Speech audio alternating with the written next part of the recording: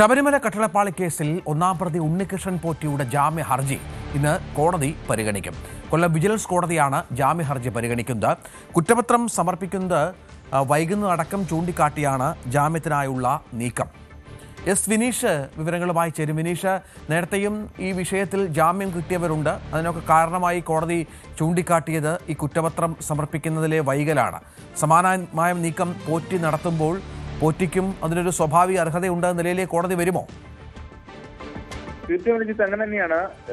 ശബരിമല സ്വർണ്ണക്കൊള്ളയിൽ ഉണ്ണികൃഷ്ണൻ പോറ്റിയുടെയും അതുപോലെ തന്നെ തന്ത്രി കണ്ഠർ രാജീവരുടെയും മുൻ എക്സിക്യൂട്ടീവ് ഓഫീസറായ സുധീഷ് കുമാർ, അങ്ങനെ 3 പേരുടെയാണ് ജാമ്യ ഹർജികളിൽ നിന്ന് കോടതി പരിഗണിക്കാനിരിക്കുന്നത്. ഈ കേസിൽ ആദ്യം ജാമ്യം ലഭിച്ചത് ഉണ്ണികൃഷ്ണൻ പോറ്റിക്കായിരുന്നു. നമുക്കറിയാം, കട്ടളപ്പാളി കേസിൽ 90 ദിവസം പിന്നിടാത്തത് കൊണ്ട് ഉണ്ണികൃഷ്ണൻ പോറ്റിക്ക് പുറത്തിറങ്ങാൻ സാധിച്ചിരുന്നില്ല.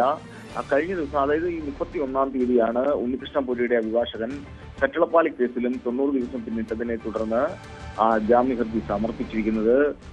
സമാനമായ രീതിയിൽ തന്നെ സുധീഷ് കുമാറും കൊല്ലം വിജിലൻസ് കോടതിയിൽ ജാമ്യ ഹർജി സമർപ്പിച്ചതായിട്ടാണ് അറിയുന്നത്. അതും ഇന്ന് പരിഗണിക്കും.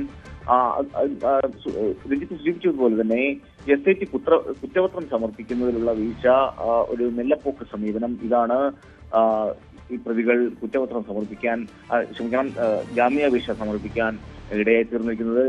ഏതായാലും 90 ദിവസം പിന്നിട്ടതുകൊണ്ട് സ്വാഭാവിക ജാമ്യം ലഭ്യമാകാൻ ഇവർക്ക് അർഹതയുണ്ട്. ഇന്ന് ലഭ്യമാകും. ഇരുവരും പുറത്തിറങ്ങാനുള്ള സാധ്യതയാണ് രഞ്ജിത്ത് കാണുന്നത്.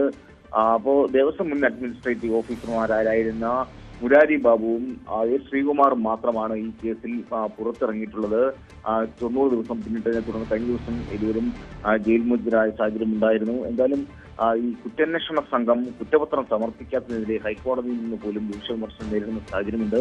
ഇവരെല്ലാം തന്നെ ഈ ജാമ്യാപേക്ഷയുമായി കോടതിയെ സമീപിക്കുമ്പോൾ ജാമ്യം ലഭ്യമാകാനുള്ള സാധ്യതയും നിലനിൽക്കുന്നുണ്ട്.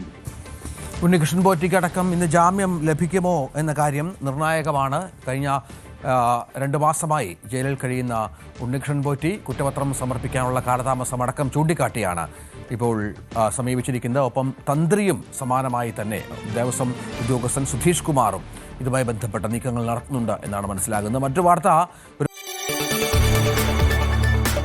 കൂടുതൽ വാർത്തകൾക്ക് News 18 Keralam YouTube channel subscribe ചെയ്യുക.